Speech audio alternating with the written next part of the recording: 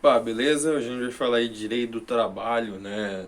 Do reconhecimento do vínculo empregatício, dos elementos caracterizadores aí da relação de emprego, artigo 3º e 2º da CLT. Então, pois bem, quando falamos em empregado, a gente vai fazer a diferença de trabalhador. Trabalhador pode ser muita gente, mas empregado é só quem cumpre esses 5 requisitos que nós vamos falar hoje, né? Esses 5 requisitos estão elencados no artigo 3º e 2º da CLT. No artigo 3º temos 4 desses requisitos e no artigo aí 2º temos um requisito apenas. Mas eles devem trabalhar todos em conjunto. Então vamos lá, vamos ler o artigo 3º e o artigo 2º da CLT. Artigo 3º. Considera-se empregado toda pessoa física que prestar serviços de natureza não eventual a empregador sob a dependência desse mediante salário. E o artigo 2º, considera-se empregadora a empresa individual ou coletiva que, assumindo os riscos da atividade econômica, admite, assalaria e dirige prestação ao pessoal de serviço. Esse aí é o que tem um requisito. Bom, vamos falar agora dos requisitos em si que estão compreendidos aí dentro dos artigos. Vamos ler o artigo 3º agora fazendo as pausas necessárias. Artigo 3º. Considera-se empregado toda pessoa física. Então, pessoa física é o primeiro dos requisitos. Ser pessoa física. Isso porque muitas empresas acabam contratando pessoas físicas de fato, na realidade, contratam uma pessoa física, mas fazem uma arquitetura jurídica para que pareça que estão contratando uma outra pessoa jurídica. Então, se eu contrato o Júlio e o Júlio, eu obrigo o Júlio a fazer um CNPJ para ele e aí contrato ele o CNPJ dele. Na verdade, em matéria de direito, no papel, no processo, em qualquer instrumento que só olhe o direito, nós vamos estar fazendo um contrato entre pessoas jurídicas e, portanto, não caracterizam um vínculo empregatício. Porém, na realidade, quando olhamos lá dentro da minha empresa, tá o Júlio sentado no meu escritório, aí eu estou contratando a pessoa física. Então, é uma artimanha, é um método ardiloso para driblar a caracterização do vínculo empregatício. Porque aí nós não temos todas as obrigações decorrentes do vínculo, né?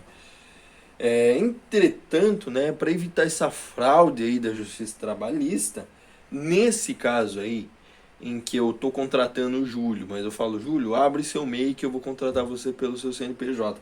O que vai vigorar é o princípio da primazia da realidade. Então nós vamos olhar o que de fato acontecia dentro do meu escritório, dentro da minha empresa, e aí eu vou aplicar esse princípio para, né, olhar que realmente ali eu estou contratando uma pessoa física e não uma pessoa jurídica. Beleza, continuando aí o artigo. Considera-se empregado da pessoa física, vencemos, que prestar serviços de natureza não eventual. Então, o segundo requisito aí, segundo critério, segundo elemento caracterizador do vínculo empregatício, é a não eventualidade, compreendida aí na palavra não eventual. E quando a gente fala de não eventual, obviamente que nós estamos abrindo um leque, tem uma gama enorme, né?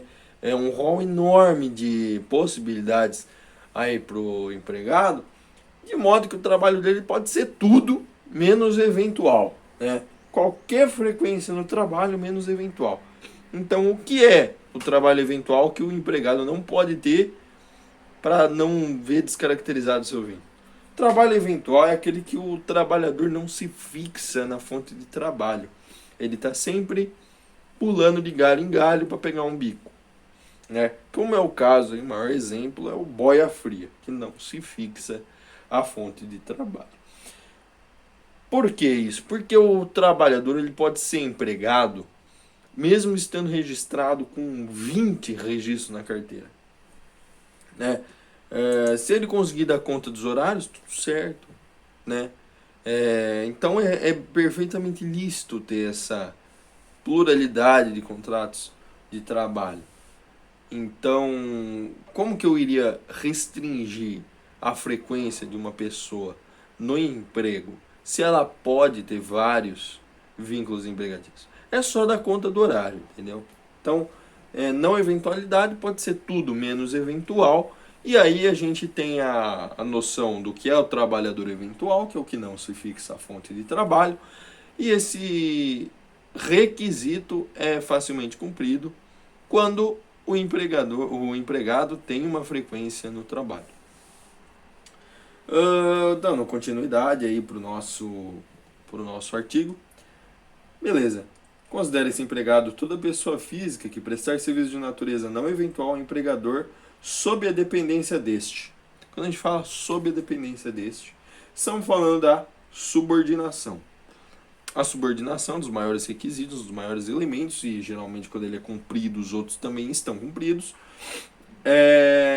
E do que se trata a subordinação? Subordinação é o dever que o empregado tem de ter a sua atividade dirigida. Então, nós só vamos ter vínculo empregatício, no sentido desse elemento, quando o empregado tiver a sua atividade dirigida por uma pessoa que está contratando ele. Ele vê a sua atividade subordinada a outro, né? Quanto mais baixo o cargo, mais nós vamos ver isso, porque mais vai ter subordinação, mais ele vai estar sujeito a ordens, né? Mas é muito importante ressaltar que a subordinação não subordina a pessoa. Não serei eu que vou responder, é a minha atividade. Por isso que o empregador só pode mandar da ordem relativa à atividade e ao serviço. Então, como eu falei aí, que quanto mais baixo o cargo, mais perceptível é a subordinação. De outras palavras, né, a percepção da subordinação é inversamente proporcional ao cargo. A doutrina traz para nós 3 tipos de subordinação, a saber, a primeira, a econômica, que não precisa necessariamente ser cumprida, mas geralmente é. Ou seja, o empregado depende economicamente do valor que ele recebe, né? Temos a subordinação técnica, que necessariamente não precisa ser cumprida, ou seja, que o empregador depende do conhecimento que o empregador tem. Ou seja, outras palavras, o empregador detém o conhecimento sobre a atividade e vai passar esse conhecimento para o empregado. O empregado depende do conhecimento que o empregador vai repassar a ele. Necessariamente não precisa ser cumprida, mas o empregador detém o conhecimento técnico e passa para o empregado. E aí a subordinação hierárquica surge com a obrigação que o empregado tem de obedecer um superior. Claro que a obediência será pessoal, mas a subordinação é da atividade. E esse obedecimento, essa obediência a um superior é independentemente de cargo. Não importa se eu estou um cargo abaixo do presidente ou se eu sou o chão de fábrica. Eu devo ter um superior para obedecer, para restar caracterizada a obediência, a subordinação hierárquica. Como eu falei, a econômica e a técnica não necessariamente precisam ser cumpridas, mas a hierárquica precisa ser cumprida. Então, econômica e técnica não precisa ser cumprida, e hierárquica precisa ser cumprida para caracterizar a subordinação. Continuando o artigo, considera-se empregado toda pessoa física que prestar serviço de natureza não eventual ao empregador, sob a dependência deste e mediante salário. Quando a gente fala em salário, a gente fala de outro requisito, que é a onerosidade. Ou seja, o empregado tem direito de receber pelos serviços que executa para o empregador. O empregado é aquele que trabalha de maneira que merece uma remuneração. Nesse sentido, o trabalho voluntário não é emprego, porque só se admite a caracterização do emprego mediante salário.